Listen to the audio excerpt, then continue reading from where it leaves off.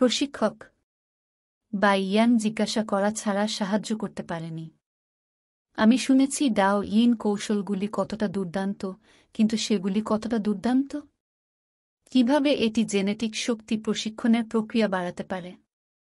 এই সময়ে ধূসর চুলের একজন মধ্যবয়সী লোক বলল, বা ইয়ান, আমি আপনাকে এভাবেই বলব।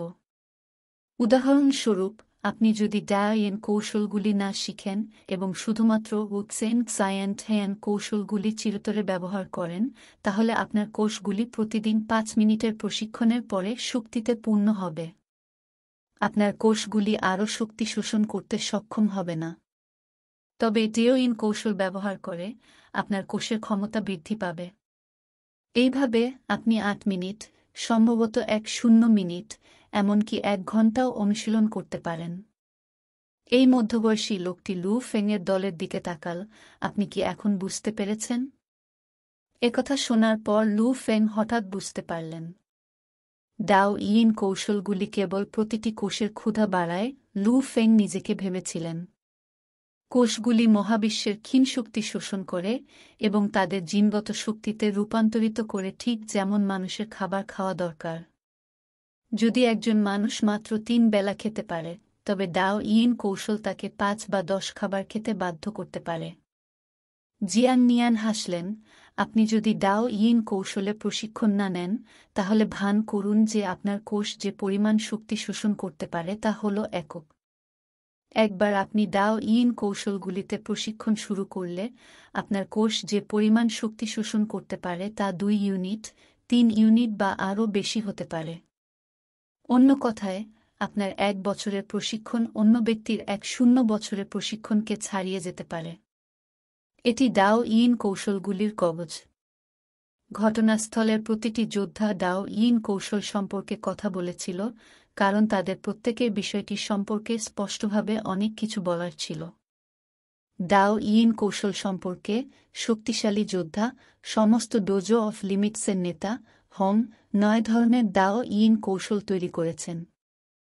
আপনি যদি আমার ডোজো অফ লিমিটসে যোগ দেন এবং ডোজোতে যথেষ্ট অবদান রাখেন, তাহলে আপনার এই শীর্ষ শ্রেণীর ডাও ইন কৌশলগুলি শেখার সুযোগ হতে পারে। যোদ্ধারা সবাই হেসেছিল এবং লু ফেং এবং তার দলকে প্রলুব্ধ করেছিল। পৃথিবীর সমস্ত বড় শক্তি তাদের দেশে আরও যোদ্ধা পাওয়ার আশা করে। প্রশিক্ষক লু ফেং হঠাৎ কথা বলে উঠলেন। প্রশিক্ষক জিয়াং নিয়ান লু ফেংয়ের দিকে তাকিয়ে হাসলেন। সমস্যা কি? প্রশিক্ষক রূপালী কেশওয়ালা লোকটির সম্পর্কে, যিনি সবেমাত্র প্রধান প্রশিক্ষকের সাথে বেরিয়েছিলেন। কিভাবে তিনি শুধু এক দৃষ্টিতে সব ধরনের প্রতিরোধ বন্ধ করতে পারেন? এই যোদ্ধার কি ধরনের শক্তি আছে? লু ফেং কখনো শুনেনি যে যোদ্ধারা এত শক্তিশালী, তাই তিনি খুব কৌতূহলী ছিলেন। প্রশিক্ষক জিয়াং নিয়ান সামান্য হেসেছিলেন, যখন তার পাশের যোদ্ধারা পুরোপুরি জোরে হেসেছিল। বাচ্চা, যে ব্যক্তি প্রধান প্রশিক্ষকের সাথে বেরিয়েছে সে একজন আত্মা পাঠক। স্পিরিট রিডাররা আমাদের যোদ্ধাদের তুলনায় সংখ্যায় কম। যোদ্ধারা সবাই হেসে উঠল। অবশ্যই, স্পিরিট রিডাররাও সাধারণত যোদ্ধা। যাই হোক, তারা যোদ্ধাদের মধ্যে সবচেয়ে ভয়ঙ্কর অস্তিত্ব। আত্মা পাঠক, লু ফেং হতবাক। আধুনিক ইন্টারনেটের জন্য লু ফেং তাদের সম্পর্কে ভূমিকা পড়েছিলেন। তারা সবাই বলেছিল যে স্পিরিট রিডাররা যোদ্ধাদের মধ্যে একটি বিশেষ অস্তিত্ব, এবং এটি একটি খুব ভয়ঙ্কর অস্তিত্ব। যাই হোক, ইন্টারনেট নির্দিষ্টভাবে ব্যাখ্যা করেনি যে তারা আসলে কতটা ভয়ঙ্কর ছিল। আপনি ভবিষ্যতে একজন যোদ্ধা হওয়ার পরে আপনি আত্মার পাঠকদের সাথে পরিচিত হবেন। প্রশিক্ষক জিয়াং নিয়ান হাসলেন। ঠিক আছে, আজকের সম্ভাব্য ফাইটার পরীক্ষা শেষ। আপনারা 3 জনও বাড়ি ফিরতে পারেন। হ্যাঁ, নিশ্চিত করুন যে আপনি আপনার চুক্তির স্ট্যাম্প এবং আপনার নথিতে হাত দিয়েছেন। আমরা কয়েকদিনের মধ্যে আপনার সাথে যোগাযোগ করব। ঠিক আছে, তোমরা এখন যেতে পারো। হ্যাঁ, প্রশিক্ষক। লু ফেং, ইয়াং উ এবং বাই ইয়াং ঘুরে ট্রেনিং হল থেকে বেরিয়ে গেল। তারা সেক্টর ছেড়ে যাওয়ার সময় বন্দুকধারী রক্ষীরা তাদের এসকর্ট করেছিল এবং সাবধানে পর্যবেক্ষণ করেছিল। মিনিউ সেক্টরের প্রবেশদ্বার। লু ফেং, ইয়াং উ এবং বাই ইয়াং সবাই উজ্জ্বলভাবে হাসছিল। আমার নাম বাই ইয়াং এবং আমি জিয়াংনানের শীর্ষ সামরিক একাডেমি থেকে এসেছি। আমার পরিবার ইয়াংজু শহরে থাকে, তাই গ্রীষ্মের ছুটিতে আমি পরীক্ষা দেওয়ার এই সুযোগটি নিয়েছিলাম। বাই ইয়াং হ্যান্ডশেক করার জন্য লু ফেং এবং ইয়াং উভয়ের কাছে তার হাত আটকে ছিল। আমি আপনার সাথে দেখা করতে পেরে আনন্দিত। 2 জিয়াংনানের শীর্ষ সামরিক একাডেমি। লু ফেং সেখানে যাওয়ার পরিকল্পনা করছিলেন। লু ফেং হেসেছিল। আমার নাম লু ফেং এবং সে ইয়াং উ। আমরা দুজনেই জিয়ান অঞ্চলের ডোজো অফ লিমিট থেকে এসেছি। লু ফেং ভাইয়ের ভবিষ্যৎ নিশ্চয়ই সীমাহীন। সামরিক একাডেমিতে আমাদের অভিজাত শ্রেণীতেও অনেক লোক যোদ্ধা হয় না। বা ইয়াং আনন্দের সাথে বন্ধুত্ব করে। লু ফেং এত অল্প বয়সে একজন সম্ভাব্য যোদ্ধা হওয়ার জন্য তিনি বন্ধু হয়ে আরও বেশি খুশি ছিলেন। লু ফেং ভবিষ্যতে একজন অতি গুরুত্বপূর্ণ ব্যক্তি হয়ে উঠতে পারে। ইয়াং উ পাশ দিয়ে হেসে উঠল। এত কিছু বলি না। একই দিনে একই স্থানে পরীক্ষায় উত্তীর্ণ হওয়া অবশ্যই আমাদের সবার ভাগ্য। আজকের দিনটি শুভ। আসুন কিছু রেস্তোরাঁ খুঁজে আসি মনে প্রাণে খেতে এবং আনন্দে আড্ডা দেই। ঠিক আছে, বাই ইয়াং হেসে মেনে নিল। চল যাই। লু ফেংও হেসে উঠল। তারা 3 জন সবেমাত্র সম্ভাব্য ফাইটার পরীক্ষায় উত্তীর্ণ হয়েছে এবং উত্তেজনায় ফেটে পড়েছে। তারা একটি রেস্তোরাঁ বেছে নিয়ে একসাথে দুপুরের খাবার খেয়েছিল এবং তারপর তাদের বাড়িতে ফিরে গিয়েছিল। লু ফেং আজ কিছু মদ পান করে এবং পাতাল রেলে তার পরিবারকে সুসংবাদ জানানোর জন্য অপেক্ষা করছিল। তবে পাতাল রেলে অনেক লোক ছিল। তিনি ভয় পেয়েছিলেন যে যদি তিনি প্রত্যাশিত ফাইটার পরীক্ষায় উত্তীর্ণ শব্দটি উচ্চারণ করেন তাহলে তিনি একটি দৃশ্য তৈরি করবেন। আচ্ছা, আমি পাতাল রেল থেকে বেরিয়ে আসার পরে কল করতে খুব বেশি দেরি হবে না। জাংগেন রোড স্টেশনে এক পাতাল রেল লাইন নেওয়ার পর জাংগেন রোড স্টেশনের এক লাইনে যেতে লম্বা হাঁটা লাগবে। আমি এখন বাবা, মা এবং ভাইকে বলবো। লু ফেং এখন পর্যন্ত উত্তেজিত। সম্ভাব্য যোদ্ধা। তার পরিবার এত বছর ধরে এত দরিদ্র এবং কাজ করছে। সে এত বছর ধরে কাজ করছে এবং অবশেষে কিছু অর্জন আছে। ঝোংআন রোড স্টেশনের ফুটপাতে দাঁড়ানোর সাথে সাথে লু ফেং তার সেল ফোনটি বের করল। বিপ বিপ নম্বর টাইপ করার পর লু ফেং অপেক্ষা করছিলেন। হ্যালো। সেল ফোনটি তার ভাইয়ের কণ্ঠ বহন করে। লু ফেং হেসে বলল, এটা আমি। অবশ্যই। তুমি কি জানো না তোমার ভাই কেমন মানুষ? অবশ্যই পাশ করেছি। হা হা হা, হ্যাঁ হ্যাঁ, ঠিক আছে। লু ফেং তার সেল ফোনটি ধরেছিল এবং খুশি হয়ে বলল, মা বাড়িতে আছেন? ঠিক আছে, মাকে ফোন নিতে দাও। হ্যালো মা, এটা আমি ফেং। লু ফেং খুশিতে ফেটে পড়ছিল। সে যখন সেল ফোন জুড়ে তার মায়ের খুশিতে উত্তেজিত কণ্ঠস্বর শুনতে পেল, লু ফেংয়ের চোখের পাশ আর্দ্র হতে শুরু করেছে, কারণ তিনি এই দিনটির জন্য অনেক দিন ধরে কাজ করেছেন। মা, আপনি ইতিমধ্যে 3 বার জিজ্ঞাসা করেছেন। আমি সত্যিই পরীক্ষা পাস। কয়েকদিনের মধ্যেই বাড়িতে ফর্ম পৌঁছে যাবে। আমি ইতিমধ্যেই খেয়েছি। পাস করা অন্য দুজনের সাথে। লু ফেং হেসেছিল। ওহ, বাবাকে ডাকো। চিন্তা করবেন না মা, আমি ভুলব না। ঠিক আছে, আমি জানি। তিনি ফোন বন্ধ করার পরে লু ফেং একটি হাসি ছেড়ে দিতে সাহায্য করতে পারেনি। সুখ, তৃপ্তি। ছোটবেলা থেকে লু ফেংয়ের তিক্ত প্রশিক্ষণ কি এই দিনের জন্যই ছিল না? লু ফেং তার শ্বাসপ্রশ্বাস সামঞ্জস্য করে নিজেকে শান্ত করল, না হলে সে তার বাবার সেল ফোনে কল করতে পারবে না। এই পরিবারে লু হং গু পরিবারের পাহাড়, পরিবারের স্তম্ভ। লু ফেং একজন অভিজাত সদস্য হওয়ার আগে পরিবারকে সম্পূর্ণরূপে তার বাবার উপার্জনের উপর নির্ভর করতে হয়েছিল। যদিও তার মা কাজ করে, তার 2 ছেলের যত্ন নেওয়ার জন্য তার শক্তির প্রয়োজন, এমনকি তাদের মধ্যে একজন প্রতিবন্ধী হওয়ার কারণে। বাবার বাড়ির পুনর্নির্মাণের কাজ তিক্ত এবং কঠিন। তিনি প্রায় কাজের মধ্যে আহত হন। বাবা, এখন থেকে আপনাকে আর কখনো এমন ক্লান্তিকর কাজের মধ্য দিয়ে যেতে হবে না, লু ফেং মনে মনে ভাবল।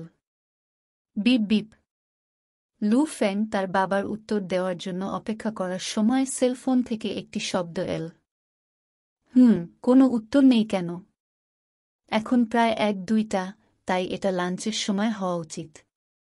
আমার বাবা এবং অন্যরা এখন রিমডেলিং করছেন এবং তারা সাধারণত দুপুরের সময় বিরতি নেন, তাই তার ফোনের উত্তর দিতে সক্ষম হওয়া উচিত। লু ফেং তার সেল ফোনের স্ক্রিনের দিকে সন্দেহজনকভাবে তাকান এবং সেল ফোন অবস্থান অনুসন্ধানকারী ফাংশন টিপলেন।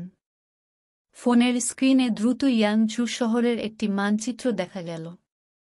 মানচিত্রের ছোট লাল বিন্দুটি লু ফেংয়ের সেল ফোনের অবস্থানকে প্রতিনিধিত্ব করে, যখন ছোট সবুজ বিন্দুটি তার বাবার প্রতিনিধিত্ব করে। আমি এখন যেখানে আছি সেখান থেকে খুব বেশি দূরে নয়। লু ফেং তাৎক্ষণিকভাবে জানতে পেরেছিলেন যে তার বাবার বর্তমান অবস্থান কোথায় এবং একটি হাসি ছাড়াতে সাহায্য করতে পারেনি। আমি আমার বাবার পাশে ছুটে যাব এবং তাকে ব্যক্তিগতভাবে সুসংবাদটি জানাব। লু ফেং দ্রুত সেল ফোনের মানচিত্রে প্রদর্শিত অবস্থানে যান। জিয়ান অঞ্চল, স্কাই গার্ডেন সেক্টর। তাড়াতাড়ি এবং এই জিনিসগুলি সরান যাতে আপনি একটি বিরতি নিতে এবং দুপুরের খাবার খেতে পারেন। আমাদেরও কিছু খাবার খেতে যাওয়া উচিত। সেক্টরের একটি প্রাইভেট ভিলার লনে ফ্যাকাশে এবং লম্বা সাদা প্যান্ট পরা ঝাং হাও বাই শ্রমিকদের অনুরোধ করলেন। এমনকি তার পাশে 3 জন ঠান্ডা মুখের দেহরক্ষীও ছিল। মশাই, তাড়াহুড়ো করবেন না, এই আসবাবপত্রটি অত্যন্ত মূল্যবান। এটিকে অবমূল্যায়ন করবেন না। আরও কিছু লোক নিন এবং একটু কঠোর পরিশ্রম করুন। প্রাইভেট লনে একটি ট্রাক দাঁড় করানো ছিল এবং তাতে প্রচুর সিল করা কাঠের আসবাবপত্র ছিল। এই দিনগুলিতে কাঠের আসবাবপত্র অত্যন্ত মূল্যবান এবং ব্যয়বহুল। তারা একটি বিলাসবহুল আইটেম যা কিছু অন্তর্গত। কারণ সব মানুষ শহরে বাস করে। গাছ লাগানোর জন্য খুব কম জায়গা রয়েছে এবং বেশিরভাগ গাছই সাজসজ্জার জন্য। শহরের বাইরে অনেক গাছ থাকলেও অনেক দানবও আছে। কাঠের দাম অত্যন্ত বেশি, যেহেতু এটি পেতে আপনাকে দানবদের সাথে লড়াই করতে হবে। আজকাল বেশিরভাগ লোকের আসবাবপত্র প্লাস্টিকের তৈরি হয়, যখন আরও ভালো কিছু কাচের তৈরি হয়। একটি সাধারণ পরিবার কাঠের পণ্য বহন করতে সক্ষম হবে না। সতর্ক হন। রিমডেলিং কোম্পানির কর্মীরা সাবধানে ট্রাক থেকে ভারী আসবাবপত্র মাটিতে সরিয়ে নেয়। এরপরে 3 জন শ্রমিক সাবধানে লনে আসবাবপত্র সরাতেন। সাবধান, ঝাং হাও বাই ভ্রুকুটি করে মনে করিয়ে দিলেন, এটি আসল উচ্চমানের কাঠের তৈরি আসবাবপত্র। আপনি যদি এটি ভেঙে দেন তবে আপনি অবশ্যই আপনার বসের সাথে সমস্যায় পড়বেন। 3 জন শ্রমিক সাবধানে আসবাবপত্র সরান। আসবাবপত্র ছিল অত্যন্ত মূল্যবান এবং ভারী, প্রায় 1000 কেজি। এটা সরানো এই 3 শ্রমিকের জন্য কাজ একটি বিট। একটু থামুন এবং বিশ্রাম নিন। এক নিঃশ্বাসে এটাকে ঘরে নিয়ে যাও, সামনে তোলা কর্মী নির্দেশ দিল, এখানে আপাতত রেখে দাও। ধীরে ধীরে হালকাভাবে 3 জন শ্রমিক আস্তে আস্তে লনে আসবাবপত্র রাখল। এটি করার পরেই তারা তাদের পিঠ সোজা করতে এবং বাতাসের একটি ভালো শ্বাস নিতে সক্ষম হয়েছিল। বুডো লু, এটা করার পরে আমি ইতিমধ্যে ক্ষুধার্ত একজন লম্বা শ্রমিক তার শরীর প্রসারিত করতে শুরু করে। এটি এবং আরও 2টি আসবাবপত্র সরানোর পরে আমাদের কাজ শেষ হবে। এরপরে আমরা সবাই একসাথে খেতে পারব। লু হং গু হেসে ফেললেন অন্য 2 শ্রমিকের দিকে তাকিয়ে। শার্ট দিয়ে ঘাম মুছে নিলেন। এটি ছিল জুন এবং প্রায় 1 তাই এটি দিনের সবচেয়ে উষ্ণ সময় ছিল। তাদের 3 জনের জন্য 1000 কেজি ওজনের একটি মূল্যবান আসবাবপত্র সরানো, এটি অবশ্যই তিক্ত কাজ ছিল। জলদি কাজ করো, ঝাং হাও বাই অধৈর্য হয়ে আদেশ দিলেন। লু হং গু আসবাবপত্র ধরতে নিচু হয়ে বললেন, বন্ধুরা, কঠোর পরিশ্রম করুন এবং এই আসবাবের টুকরোটি ভিতরে নিয়ে যান। এসো, 1 2 3 উপরে। লু হং গু এবং তার দল একসাথে উঠল এবং সাবধানে সিঁড়ি বেয়ে উপরে গেল। তারা দ্রুত ঘরে প্রবেশ করে এবং কিছুক্ষণ পরই বেরিয়ে আসে। লু হংগু এবং তার দল ঝাং হাও বাইয়ের পাশ দিয়ে হেঁটে গেলে ঝাং হাও বাই তাদের থেকে নির্গত ঘামের গন্ধ পেয়ে ভ্রুকুটি করে। গরিব মানুষ গরিব হবে, এই ধরনের তিক্ত কাজ করে। তাদের বাকি জীবন তিক্ত হবে, ঝাং হাও বাই মনে মনে ভাবলেন। ঝাং হাও বাইয়ের বাবা ধনী ছিলেন, তাই তিনি একটি ধনী পরিবারে জন্মগ্রহণ করেছিলেন। ঝাং হাও বাই সর্বদা সমাজের নিচের লোকদের অবজ্ঞার চোখে রাখেন। তার কাছে যারা এই ধরনের তিক্ত কাজ করতে ইচ্ছুক তাদের মধ্যে কোনো লড়াইয়ের মনোভাব নেই এবং তাদের তিক্ত দিনগুলো বেঁচে থাকার যোগ্য। সাবধান, গেট স্পর্শ করবেন না। লু হংগু এবং তার দল সাবধানে ধাপে ধাপে আসবাবপত্র সরিয়ে নিয়েছিল। তাদের শার্ট ঘামে ভিজে গেছে। এক ফোঁটা ঘাম মাথা থেকে নেমে গড়িয়ে পড়ে তাদের গলায়। বাড়ির বাইরে কিছুক্ষণ বিশ্রাম নিন। লু হংগু আসবাবপত্র নিচে রেখে তাদের শ্বাস-প্রশ্বাস সামঞ্জস্য করে। যাও, 1, 2, 3, উপরে। যদিও লু হংগু এবং তার দল ক্লান্ত ছিল, তারা 2-0 থেকে 3-0 বছর ধরে এটি করছে, তাই তারা এতে অভ্যস্ত। তারা তাদের সীমা জানে, তাই ভুল খুব কমই ঘটে। শীঘ্রই লু হংগু এবং তার দল আসবাবপত্রের চূড়ান্ত অংশ সরাতে গিয়েছিল। অবশ্যই গরম। ঝাং হাও বাই মাথা তুলে আকাশের দিকে তাকালেন। ভাই ওয়াং, আমরা পরে পাশের রেস্টুরেন্টে খেতে যাব। ধন্য যুবক মাস্টার, জবাবে 3 জন দেহরক্ষী হেসে উঠল। ঝাং হাও বাই আজ চোখে দেখল আসবাবপত্রের শেষ টুকরোটি যে 3 জন শ্রমিক বহন করছিল এবং তার নাক দিয়ে একটা ঝাঁকুনি বের করে দিল। তিনি স্বাভাবিকভাবেই এই ধরনের কৃষকদের ঘৃণা করতেন। হঠাৎ তার দৃষ্টি পড়ে ফুটপাতের জন্য ব্যবহৃত মার্বেলের দিকে। একটি টাইলে ফাটল ছিল, যা কিছু দিন আগে তার দেহরক্ষীদের সাথে ঝগড়া করার সময় দুর্ঘটনাবশত তৈরি হয়েছিল। ঝাং হাও বাইয়ের চোখ জ্বলজ্বল করে। সম্প্রতি আমার অর্থ কম ছিল এবং এখন কিছু করার একটি ভালো সুযোগ। এই সময় লু হংগু এবং তার দল তৃতীয় আসবাবপত্র সরাতে ব্যস্ত ছিল। হঠাৎ একটি সেলফোন বেজে উঠল। লু হংগু, যিনি বর্তমানে আসবাবপত্র সরিয়ে নিচ্ছিলেন, মনে মনে আনন্দ করলেন, এটি অবশ্যই ফেং থেকে হতে হবে। তবে যেহেতু লু হংগু আসবাবপত্র নড়াচড়া করছেন, সে ফোনের উত্তর দিতে পারে না। আসবাবের টুকরো নিচে রাখার পর তাকে আবার কল করতে হবে। ঘরের বাইরে একটু বিশ্রাম নিন। হালকাভাবে, ধীরে ধীরে লু হংগু এবং তার দল ধীরে ধীরে আসবাবপত্র নামিয়ে দিল। লু হংগু পকেট থেকে মোবাইলটা বের করল। ডিসপ্লে দেখে মনে হল কলটা আসলেই তার ছেলের কাছ থেকে। তিনি একটি হাসি ছেড়ে কল ব্যাক করার জন্য প্রস্তুত। তোমাদের সাথে সমস্যা কি? আরে, আমরা আপনাকে বলছি সাবধানে থাকতে। আপনি কি করছেন? ক্ষোভের আওয়াজ উঠল। লু হংগু এবং তার দল অবাক হয়ে মাথা ঘুরিয়েছিল এবং কেবল ঝাং হাও বাইয়ের বিষণ্ণ মুখ দেখেছিল। ঝাং হাও বাই রেগে মার্বেলের দিকে ইশারা করছিলেন, তুমি কি এভাবেই করো? যেহেতু আপনি বলছি, এমনকি ফোকাস ছিল না। দেখুন, আমার বাড়ির ফুটপাত, আপনি বলছি তারা ভাঙা হয়েছে। এটি নানশান মার্বেল, যা শহরের বাইরে কেনা হয়েছিল। এক টুকরো মার্বেলের দাম প্রায় $1,00,000। আপনি কি তা দিতে পারবেন? লু হংগু এবং তার দল তাদের মাথা নিচু করে তাকাল। প্রকৃতপক্ষে রাস্তার দিকে ফুটপাতে মার্বেলের একটিতে একটি ছোট ফাটল ছিল।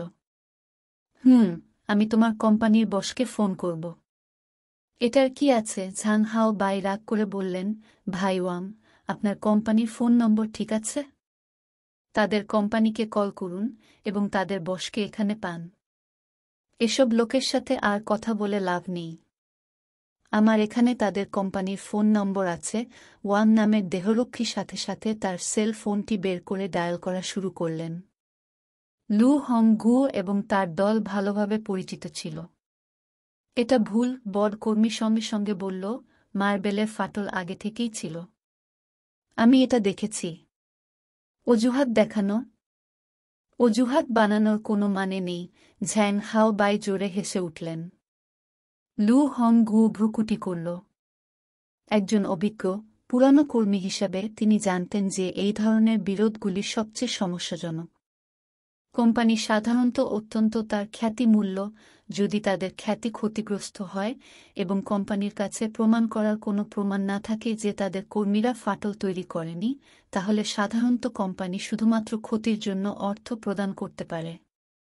প্রতিষ্ঠানটি টাকা দিলে দায়িত্বপ্রাপ্ত ৩ শ্রমিকের বেতন থেকে টাকা নেওয়া হবে। আসুন আগে আসবাবপত্র সরান, তারপর কথা বলি। লু হং গুও আসবাবপত্র তুলতে গেলে কথা বললেন। আসবাবপত্র সরান। ঝাং হাও বাই এগিয়ে গিয়ে লু হং গুকে ধাক্কা দিয়ে ৩ জন কর্মীকে বক্তৃতা দিতে লাগলেন, কৌশল খেল না। মার্বেলের উপর আসবাবপত্রই তার প্রমাণ। আপনি আসবাবপত্র সরাতে চান এবং তারপর বোবা খেলতে চান? আমি এই ছোট কৌশল সব সময় দেখেছি। আপনার বস আসার জন্য অপেক্ষা করুন এবং তারপর কথা বলুন। পুরানো লো। বাকি ২ সহকর্মী লু হং গুকে সাহায্য করতে গিয়েছিল। কোনো সমস্যা নেই, লু হং গু তার কাঁধ থেকে ব্রাশ করে দিল। আপনি লোকেদের কিভাবে তাড়াতে পারেন? আমরা মার্বেল ভেঙে ফেলেছি কিনা তাও নিশ্চিত নই। নাড়ানোর মানে কি? বাকি ২ সহকর্মী তৎক্ষণাৎ চোখ মেলে রাগ করে কথা বলল। এই ধরনের কাজ যারা করে তারা ভয় পায় না। যদি তারা রাগান্বিত হয়, তাহলে মারামারি হবে। এমনকি যদি তারা পুলিশ দ্বারা জেলে যায়, তারা কেবল অর্থ চায়, তাদের জীবন নয়। তাই এমনকি পুলিশ তাদের মোকাবেলা করতে পারে না এবং অবশেষে তাদের ছেড়ে দেবে। আমার সাথে তর্ক করার চেষ্টা করবেন না। ঝাং হাও বাইয়ের ২ পা বিদ্যুতের মতো হয়ে ২ শ্রমিকের পেটে লাথি মারে। পিউ। ২ সহকর্মী উড়ে গিয়ে মাটিতে পড়ে যান। তুমি জানো না তুমি কার সাথে তর্ক করছ? ঝ্যাং হাও বাই ঠান্ডা গলায় হেসে উঠল। জিয়ান অঞ্চলে তার ঝাং পরিবারের বিস্তৃত পরিচিতি ছিল। নিয়মিত কিছু শ্রমিককে মারধর করলেও কিছু হবে না। বুড়ো তিয়ান, বড় বানর, তুমি ঠিক আছো? লু হং গুও নার্ভাস হয়ে যাচ্ছিল। যুবক, তুমি এটা কিভাবে করতে পারো? লু হং গু রেগে বলল। লু হং গুজোর ঘামের গন্ধ পেয়ে ঝাং হাও বাই ভ্রুকুটি করলেন এবং নেড়ে বললেন, ভাই ওয়াং, আপনি তাদের একটি শিক্ষা দিন যাতে তারা শান্ত হয়। Young master, the Rindeling company, Wang নামের দেহরক্ষী সেল ফোনটি হস্তান্তর করেন। ঠিক আছে। ঝাং হাও বাই হাত নাড়লেন এবং ৩ জন দেহরক্ষী তৎক্ষণাৎ ৩ কর্মীকে মারতে গেলেন। ঝাং হাও বাই ফোন ধরলেন। হ্যাঁ, আমি আকাশের বাগান থেকে এসেছি, আপনার চেয়ারম্যান হাও ফোন নিতে দিন। চেয়ারম্যান হৌ, আজ আপনি যে ৩ জন কর্মী পাঠিয়েছেন তাদের সমস্যা কি? তারা ঢালু এবং ফাটল। আমার লনের মার্বেল ফুটপাত খুলুন। তাড়াতাড়ি করুন এবং লোক পাঠান এবং এটি সাজান।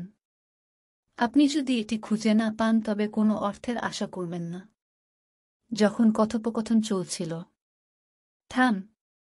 লনের বাইরে থেকে একটা রাগী কণ্ঠ ভেসে এলো। এই সময় লু হং গু এবং তার সহকর্মীরা এক কোণে ছিলেন এবং দেহরক্ষীদের কাছ থেকে তাদের পায়ের ছাপ ছিল। ৩ জন দেহরক্ষী এবং ঝাং হাও বাই সবাই মাথা ঘুরিয়ে দিল। একটি ছায়াময় ছবি লনে উড়ে গেল এবং ঝাং হাও বাই তাকে মুহূর্তের মধ্যে চিনতে পারলেন এবং রাগান্বিত হয়ে উঠলেন। লু ফেং, আপনি আমার বাড়িতে মারধর করতে এসেছেন। আপনি? লু ফেং তার বাবাকে দেখেছিলেন, পিছনে বাঁকানো, ঘামে ভিজে এবং পায়ের ছাপে ঢাকা। লু ফেংয়ের চোখ তখনই লাল হয়ে গেল। তার বাবাকে এমন তিক্ত জীবন সহ্য করতে হয়েছিল এবং সর্বদা ভ্রুকুটি করা হয়েছিল। আর আজ তার সাথে এমনই কিছু ঘটেছে। দেহরক্ষীদের একজন যিনি খাটো এবং মোটা ছিলেন, তিনি পা বাড়াতেই ঠান্ডাভাবে হেসে উঠলেন। কে পথ থেকে সরিয়ে দাও! লু ফেং চিৎকার করে উঠল এবং তার পা, বিদ্যুতের মতো, কঠোরভাবে লাথি মারল। এমনকি দেহরক্ষী তার ডান হাত দিয়ে তা আটকে দেন। পেং! ভারী লাথি সাথে সাথে চর্বি, খাটো দেহরক্ষীর চোখ চোরা করে দিল। মাটিতে পড়ার আগে তিনি বাতাসে ৪ থেকে ৫ মিটার উড়ে যান। বাকি ২ দেহরক্ষী হতবাক। লু ফেং, তুমি সাহস করে আমার পুরুষদের আঘাত করো! ঝাং হাও বাই চমকে উঠলেন এবং চিৎকার করলেন, আপনি এটা চেয়েছেন? আপনি? লু ফেং ক্রোধে চিৎকার করে উঠল যখন সে প্রচণ্ড দৃষ্টিতে তাকিয়ে দাঁত চেপে ধরল। আক্রমণ, একসাথে আক্রমণ। ঝাং হাও বাইয়ের মুখ ক্রোধে লাল হয়ে গিয়েছিল যখন তিনি রাগে হাত নাড়ছিলেন। এই লু ফেং তার অঞ্চলে জবা খিচুড়ি করার সাহস করে এবং তার দেহরক্ষীদের আক্রমণ করে। সাবধান, তার লাঠি ভারী, মাটিতে মোটা দেহরক্ষী তার পেট ঘষে। তার মুখের পাশ দিয়ে কিছু রক্ত বেরিয়েছিল এবং সে কিছুক্ষণের জন্য উঠতে পারেনি। কিডো, মনে করো তুমি শক্ত। ইহো ওয়াং নামের দেহরক্ষী এবং অন্য দেহরক্ষী লু ফেংয়ের দিকে ছুটে গেল। যেহেতু তারা লু ফেং এর ক্ষমতা প্রত্যক্ষ করেছিল, তারা তাকে অবমূল্যায়ন না করার ব্যাপারে সতর্ক ছিল। এই সময়ে লু ফেং তার বাবার পাশে ছুটে গেলেন, কিন্তু তিনি কিছু বলার আগেই লু হং গুও চিৎকার করে বললেন, আমি ঠিক আছি, ফেং, তোমার পিছনে। মুহূর্তের মধ্যে দুই দেহরক্ষী বাম ও ডান দিক থেকে লু ফেংকে একই সঙ্গে আক্রমণ করতে আসে। এমনকি সেই ঝাং হাও বাইও তাড়া করে আছিল। ওরা তিনজন একসাথে। লু ফেং তার চোখের কোণে তাকাল এবং সাথে সাথে ঘুরে গেল। ঘূর্ণনের সাথে আসা শক্তি দিয়ে তিনি একটি ব্লেডের আকারে তার ডান হাতটি গুলি করলেন এবং তার সামনের স্থানটি এমনভাবে কেটে দিলেন যেন এটি একটি যুদ্ধের ফলক। এইচিউ বাহুটি তার সামনে একটি শক্তিশালী স্রোত সৃষ্টি করেছিল। ভালো না, ওয়াং নামের দেহরক্ষীর মুখ তাৎক্ষণিকভাবে বদলে গেল এবং সে তার দুই বাহু দিয়ে লু ফেংয়ের হাত আটকাতে দৌড়ে গেল। পেং, আঘাতের শব্দ। লু ফেংয়ের ব্লেড শক্তিশালীভাবে ওয়াংয়ের দুই বাহু নামক দেহরক্ষীকে আঘাত করে। ওয়াং নামের দেহরক্ষী অনুভব করলেন যে তার অস্ত্র আর তার নিজের নয়। তারা এতটাই আঘাত করেছিল যে এক মুহূর্তের জন্য কোনো অনুভূতি ছিল না। তার ডান হাতটি শক্তিহীনভাবে পড়ে গেল এবং তিনি চিৎকার করতে করতে পিছু হটলেন, আমার ডান হাত ভেঙে গেছে। কি? ঝাং হাও বাই, যিনি সরানোর জন্য প্রস্তুত হচ্ছিলেন, হতবাক হয়ে গেলেন। তার দেহরক্ষীরা সবাই দোজোর অভিজাত সদস্য ছিলেন। লু ফেং, একজন অভিজাত সদস্যেরও সমান ক্ষমতা থাকা উচিত। তার আক্রমণে ওয়াং নামের দেহরক্ষীর হাত ভেঙে যাওয়ার কোনো উপায় ছিল না, যিনি একজন অভিজাত সদস্যও ছিলেন। ভালো না, ওয়াং নামের দেহরক্ষী আহত হয়েছিল, তাই কেবল কালো পোশাকের লম্বা দেহরক্ষীটি অবশিষ্ট ছিল। তিনি তার কমরেডদের পরাজয় দেখে বিস্মিত এবং ক্রুদ্ধ হয়েছিলেন। কালো বডিগার্ড তার দাঁত চেপে চিৎকার করে উঠল যখন সে বিদ্যুতের গতিতে একটা লাঠি ও একটা ঘুষি নিক্ষেপ করল। হুশ হুশ! লু ফেং দক্ষ ছিল, তাই দুটি আক্রমণ এড়াতে দুটি পথই লেগেছিল। তারপরে তিনি একটি শক্তিশালী চপের জন্য প্রস্তুত হন। সে তার ডান হাত বাতাসে উঁচু করে আক্রমণ করল। ছুরির মতো তার চপ ছিল। এটি খুব দ্রুত, কালো দেহরক্ষীটি এড়াতে পারেনি, তাই আক্রমণটি পাওয়ার সাথে সাথে সে তার দাঁতগুলিকে ব্লক করতে এবং ক্লিন করার জন্য তার অস্ত্র উপরে রাখতে পারে। লু ফেংয়ের ভীতিকর আক্রমণ নেমে আসতেই দেহরক্ষীর মন ভয়ে ভরে গেল। ডন! দেহরক্ষী তার উভয় বাহুতে অনুভূতি হারিয়ে ফেলে এবং লু ফেং এর আক্রমণে তারা নরম হয়ে যায়। যাই হোক, লু ফেং এর চপ গতি হারায়নি। দেহরক্ষীর অস্ত্রে আঘাত করার পর সেটি তার কাঁধে পড়ে। 1000 কেজির বেশি শক্তি তাৎক্ষণিকভাবে দেহরক্ষীকে মাটিতে নতজানু করে দেয়। এটা কিভাবে সম্ভব? ঝাং হাও বাই, যে চুপচাপ আক্রমণের জন্য প্রস্তুত হচ্ছিল, হতবাক হয়ে থেমে গেল। তিনজন দেহরক্ষী, একজন উপরে ওঠার চেষ্টা করার সময় তার পেট চেপে ধরেছিল, অন্যটির একটি হাত ভেঙে গিয়েছিল এবং অন্যটি কেবল একটি চপ থেকে মাটিতে হাঁটু গেড়েছিল। ঝাং হাও বাই, লু ফেংয়ের চোখ দুটো আগুনের মতো, যেন সে কাউকে খেয়ে ফেলছে। এইটা কি করতেছ তুমি? লু ফেং, তুমি কি করছ? ঝাং হাও বাই দ্রুত পিছিয়ে 2 ধাপ দূরে চিৎকার করে বললেন, এটা আমার বাড়ি। তোমার সাহস কি করে হলো এখানে ঢুকে আমার লোকেদের আঘাত করো এবং তারপরও এত অহংকারী আচরণ করো? তুমি আমার বাবাকে আঘাত করো, আমার বাবাকে লাথি মারতে সাহস করো। লু ফেং তার মুঠি চেপে ধরেছে। তার শরীরের সমস্ত পেশি ছিল ইস্পাতের মতো এবং তার শিরাগুলো ছিল কৃমির মতো। তোমার বাবা? আমি এমনকি তোমার বাবাকে তাও জানি না। আমি কিভাবে তোমার বাবাকে আঘাত করতে পারি এবং তোমাকে লাথি মারতে পারি?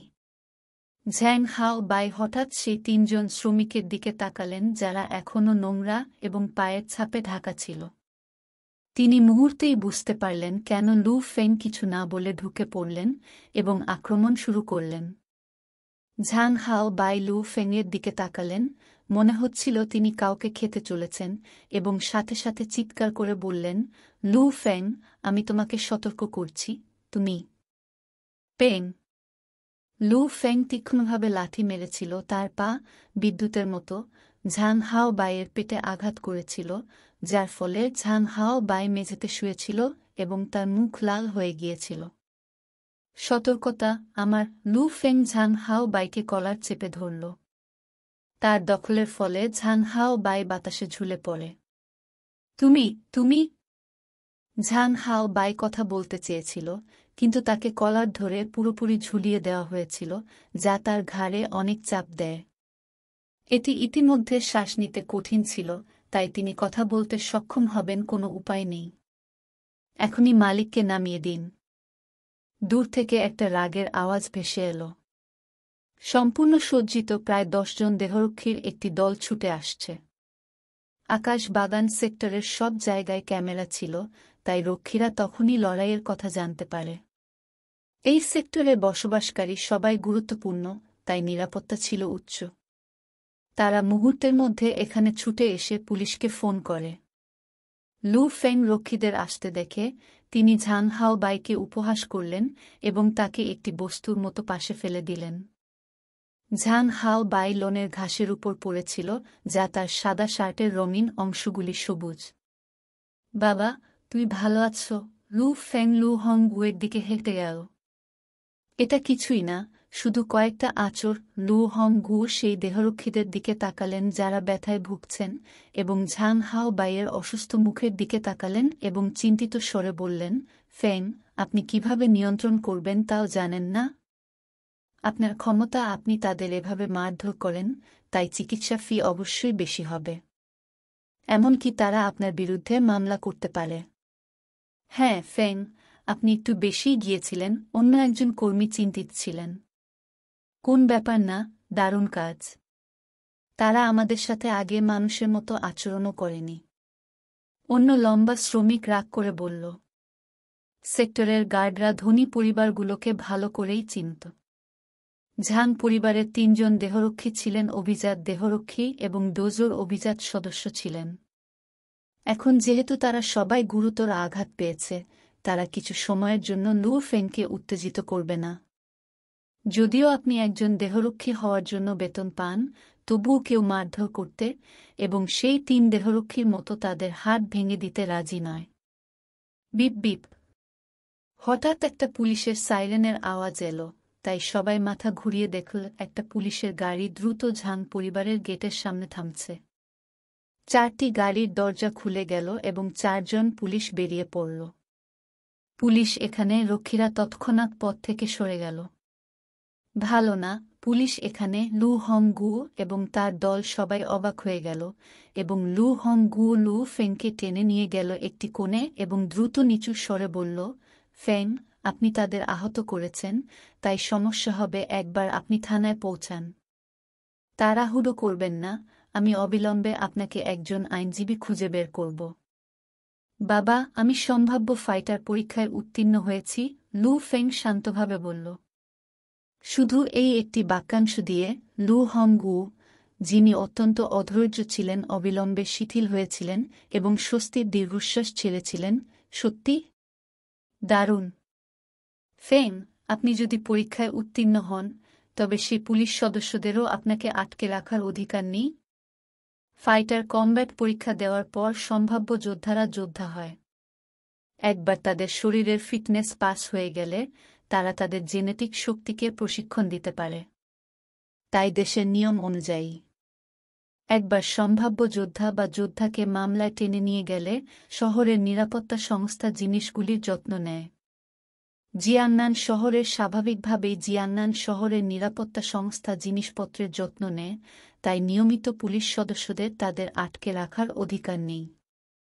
তবে বাবা, উচ্চতর কর্তৃপক্ষের এখনও আমার পাসিং অনুমোদন করতে হবে। সম্ভাব্য ফাইটার নথিগুলি আমার বাড়িতে পৌঁছানো এবং আমার প্রোফাইলে আপডেট হওয়া পর্যন্ত আরও কয়েকদিন সময় লাগবে, লু ফেং শান্তভাবে বললেন। সুতরাং আইন অনুসারে আমি এই মুহূর্তে প্রযুক্তিগতভাবে একজন সম্ভাব্য যোদ্ধা নই। আমি আর কয়েকদিনের মধ্যে একজন হয়ে যাব। লু ফেং আনুষ্ঠানিকভাবে একজন সম্ভাব্য যোদ্ধা হয়ে ওঠে যখন এটি তার পাবলিক প্রোফাইলে রেকর্ড করা হয়। যদিও এই কয়েকদিন সমস্যা হয়, কোনো সমস্যা নেই। সীমার ডোজোর সাথে যোগাযোগ করুন এবং তাদের কাছে আমার পক্ষে প্রমাণ দিন এবং প্রমাণ করুন যে আমি সম্ভাব্য ফাইটার পরীক্ষায় উত্তীর্ণ হয়েছি। এরপরে আমি অবিলম্বে পুলিশ স্টেশন ছেড়ে যেতে পারি, লু ফেং বলেন। তবে যদি কোনো সমস্যা না হয়, তবে এত ঝামেলার মধ্য দিয়ে যাওয়ার দরকার নেই। আর মাত্র কয়েকদিন হলো থানায়। এরপর আমি চাইলেও থাকতে পারব না। লু হং ঘু মাথা নাড়ল। লু ফেং, দুজন পুলিশ হেঁটে গেল এবং তাদের একজন ভর্ৎসনা করল, আপনি অন্য বেসামরিক লোকদের সম্পত্তিতে ঢুকে তাদের লোকদের আহত করার সাহস করছেন। চল, তুমি আমাদের সাথে থানায় আসো। আমার পুলিশ বন্ধুরা, আমি সহযোগিতা করব। লু ফেং সামনের দিকে হাঁটতে হাঁটতে হাসল, চল যাই। যাই হোক, আমি নিশ্চিত নই যে আপনার গাড়ি আমাদের সকলের সাথে মানানসই হবে কিনা। এতে আতঙ্কিত হয়ে পড়েন দুই পুলিশ সদস্য। চিন্তা করবেন না, আমার একটি গাড়ি আছে। ঝাং হাও বাই মাথা ঘুরিয়ে চার পুলিশ সদস্যের দিকে তাকালেন। আঙ্কেল লিউ, তিনি আমাকে এবং আমার 3 দেহরক্ষীকে আক্রমণ করে আহত করেছেন। আমরা সবাই এর সাক্ষী। ওদের সবাইকে নিয়ে আসুন।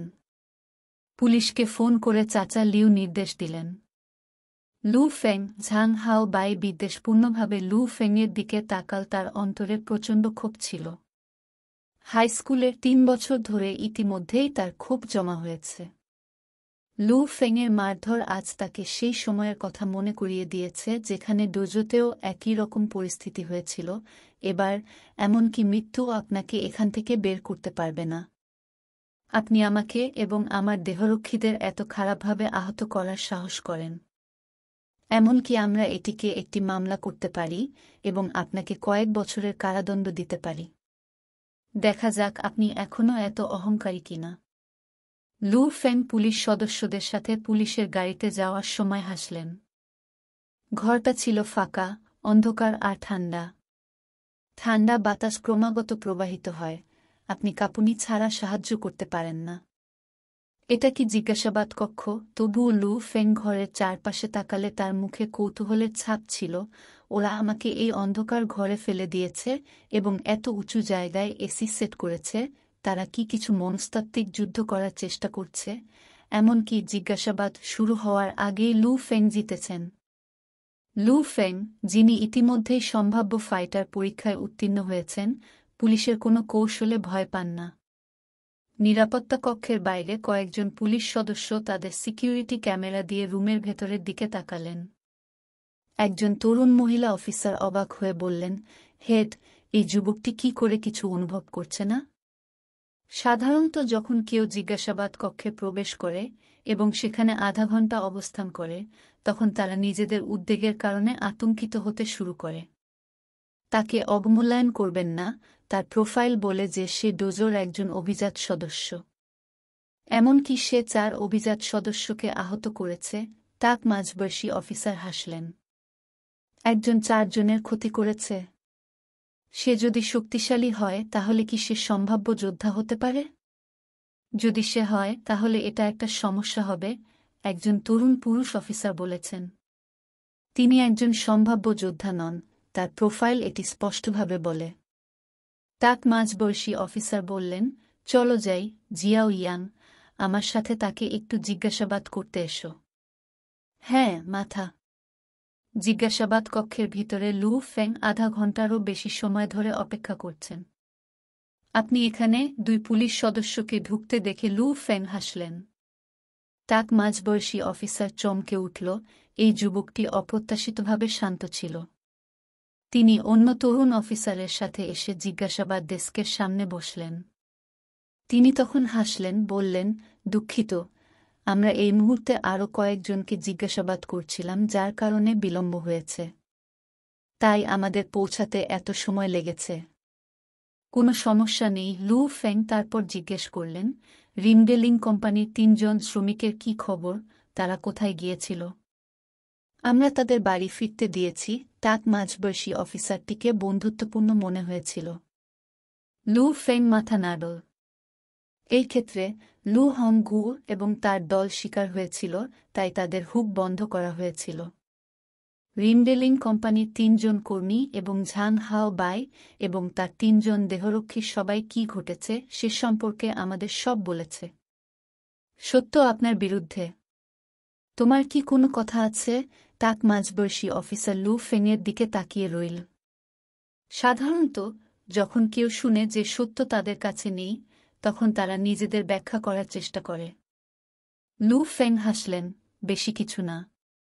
ঝাং হাও বাই ও তার 3 জন দেহরক্ষী, ওই 4 জন ম্যাক্ট। তারা আমার বাবাকে আঘাত করার সাহস করেছিল, তাই আমি তাদের একটি পাঠ শিখিয়েছি। তাক মাঝবয়সী অফিসার এবং যুবক পুরুষ অফিসার হতবাক হয়ে গেল। পেইন তরুণ মধ্যবয়সী অফিসার টেবিলে চাপাতি দিয়ে ধমক দিয়ে বললেন, লু ফেং, সত্যি হয়ে যাও। এটা তো থানা, এত অহংকারী হওয়া বন্ধ করো। অহংকারী? আমি তোমাকে বলছিলাম কি হয়েছে। লু ফেং হেসে বলল, ঠিক আছে, আমাকে এটাই বলতে হবে। তাক মাঝবয়সী অফিসারটি ভ্রুকুটি করে বলল, লু ফেং, তোমার অহংকার তোমার ক্ষেত্রে সাহায্য করবে না। আপনি উদ্দেশ্যমূলকভাবে তাদের এত পরিমাণে আহত করেছেন, তাই কয়েক বছর জেলে থাকা আশ্চর্যজনক হবে না। আপনি কি ঘটেছিল তার ঘটনাগুলি বিস্তারিতভাবে ব্যাখ্যা করুন। আমার বেশি কিছু বলার নেই, লু ফেং মাথা নেড়ে বলল। তাক মাঝবয়সী অফিসার ভ্রুকুটি করলেন। তিনি লু ফেংয়ের দিকে মনোযোগ দিয়ে তাকালেন, যিনি নীরব ছিলেন। অবশেষে তাক মাঝবয়সী অফিসার তার হাত নেড়ে বললেন, ঠিক আছে তাহলে। এই অনুশোচনা করবেন না। তাকে নামাও। লু ফেং উঠে দাঁড়াতেই হাসলেন। 2 জন পুরুষ অফিসার জিজ্ঞাসাবাদ কক্ষে ছুটে আসেন এবং জোর করে তাকে বের করে দেন। থানার পাশেই জিয়ান অঞ্চলের কারাগার। যোদ্ধাদের প্রভাবের কারণে আজকের সমাজে অনেক মারামারি ও তোলপাড় হয়েছে, তাই অনেক লোককে এখানে আটক করা হয়েছে। এই লোকদের আটকে রাখার জন্য প্রতিটি অঞ্চলের নিজস্ব কারাগার রয়েছে এবং লু ফেং আজও কারাগারে প্রবেশ করবেন। ধূসর বন্দি ইউনিফর্মে পরিবর্তন করার পরে লু ফেংকে লক আপ করা হয়েছিল। 299 এই ঘর। ভিতরে যাও। প্রহরী লু ফেংকে ভিতরে ঠেলে দিয়ে জেলের দরজা বন্ধ করে দিল।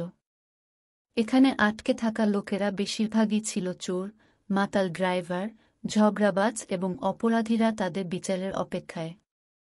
লু ফেংয়ের লড়াইয়ের ঘটনা এখানে প্রায় সাধারণ ছিল। সহজ কথায় এটি ছিল কয়েকটি লোকের মধ্যে একটি ছোট লড়াই। যাই হোক, যদি এই মামলাটি প্রকৃতপক্ষে আদালতে আনা হয়, তবে প্রকৃতপক্ষে লু ফেংয়ের কয়েক বছরের কারাদণ্ড পাওয়ার সম্ভাবনা রয়েছে। কারণ অবশ্যই লু ফেং একজন সম্ভাব্য যোদ্ধা নন।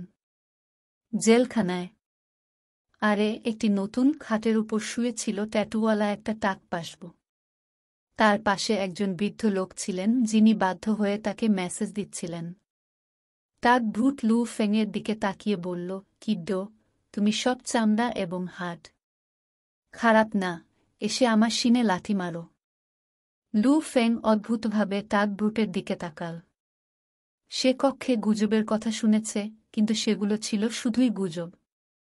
এই প্রথম তিনি এমন ঘটনার সাক্ষী হলেন। ধুর, তুমি কি বধির? টাক পাশক চকচক করে উঠে দাঁড়াল। আকর্ষণীয় আকর্ষণীয় লু ফেং খুব কৌতূহলী ছিল। একটি লড়াই বেছে নিচ্ছেন।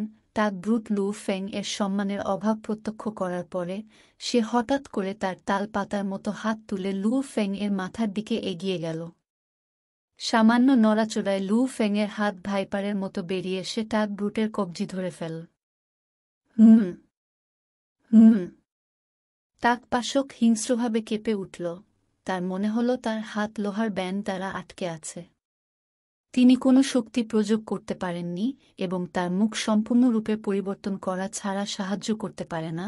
তিনি জানতেন যে তিনি গভীর সমস্যায় পড়েছেন। তুমি কি চাও আমি তোমার পায়ের পাতায় লাথি দেই? লু ফেংয়ের ডান হাতের আঙ্গুলগুলি শক্ত করে এবং টাক ব্রুটের কবজিকে মোচড় দিয়েছিল, যিনি বেদনাদায়কভাবে মাটিতে পড়েছিলেন, এবং অনুরোধ করেছিলেন, আমার ভাই, আমি আপনার শক্তি চিনতে ব্যর্থ হয়েছি। ভাই, আমাকে হুক বন্ধ করুন। আহ আহ! তীব্র যন্ত্রণা তাকে অনিয়ন্ত্রিতভাবে চিৎকার করে উঠল। লু ফেং কিছুটা শক্তি প্রয়োগ করে টাক পাশকটিকে দেয়ালে ছুঁড়ে মারলেন। আপনি যখনই আপনার শিনকে লাথি দিতে চান তখনই আমাকে বলুন, লু ফেং হাস্যস্যে বলল।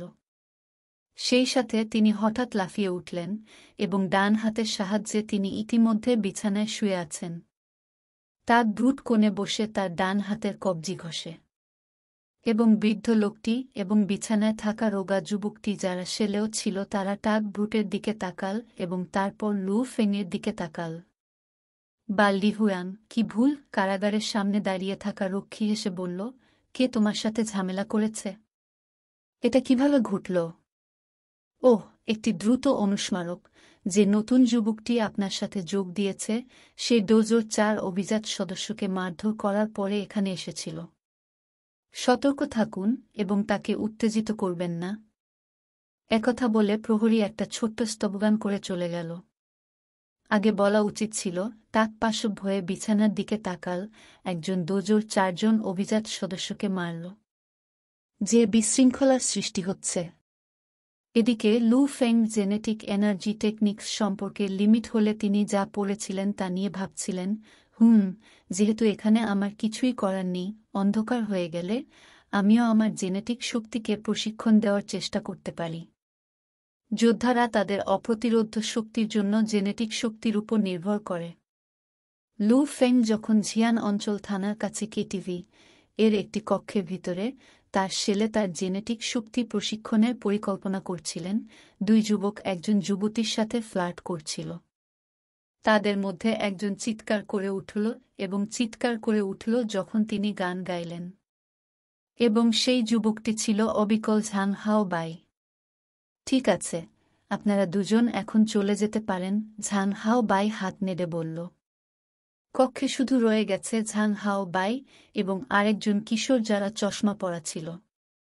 ভাই চৌ, আমি আপনাকে এখানে একটি উপকারের জন্য বলেছি, ঝাং হাও বাই কথা বললেন। যদি তোমার কিছু চাওয়ার থাকে তাহলে চেপে রাখবেন না, চশমা পরা কিশোর হেসে বলল, যদি আমি সাহায্য করতে পারি তবে আমি অবশ্যই এখনই করব। এটা এরকম, লু ফেং নামে কেউ আছে। এই মাগট সবসময় আমার বিরুদ্ধে যায়। যখন সে কথা বলছিল, ঝাং হাও বাই রেগে থুতু ফেল। এবার সে আমার 3 দেহরক্ষীকে আহত করেছে এবং আমাকে মারধর করেছে। ভাই, আমি এটা নিতে পারি না। এই ব্যক্তি এখন কারাগারে বন্দী, তাই আমি ভাই ঝোঁকে রক্ষকদের মধ্য দিয়ে যেতে এবং লু ফেংকে একটি পাঠ শেখাতে চাই। উহু, সমস্যা নেই। যাই হোক, রক্ষীদের সহযোগিতার জন্য আমার টাকা দরকার। কিশোরের চশমা পরা তার ভ্রু কুঁচকে গেল। টাকা কোনো সমস্যা না, আমার এখানে 1 লক্ষ আছে। কাজ শেষ হওয়ার পর আমি আরও 1 লাখ দেব। ঝ্যাং হাও বাই তৎক্ষণাৎ তার মানিব্যাগটি কিশোরের দিকে ছুঁড়ে দিল। হা হা, অসাধারণ! চশমা পরা কিশোর মানিব্যাগের দিকে না তাকিয়ে মাথা নেড়ে বলল, 2 লাখ। যতক্ষণ না আমরা তাকে হত্যা না করি ততক্ষণ পর্যন্ত আমরা তার প্রতি যে কোনো কিছু করতে পারি। আমাকে বলুন, কিভাবে আমরা তাকে মারতে পারি? তার একটি পা এবং তার একটি বাহু ভেঙে দাও। ঝাং হাও বাই দাঁত চেপে ধরল। অবশ্যই, এটা সহজ। চশমা পরা কিশোর অবিলম্বে মাথা নাড়ল। ঝাং হাও বাই মনে করিয়ে দিলেন, ভাই ঝৌ, এই লু ফেং সহজ লক্ষ্য নয়। তিনি আমাকে এবং আমার 3 দেহরক্ষীকে মারধর করেন। কোনো চিন্তা নেই। চশমা পরা কিশোর আত্মবিশ্বাসের সাথে হেসে বলল, তুমি আমার উপর ভরসা রাখতে পারো এবং সুসংবাদের জন্য অপেক্ষা করতে পারো।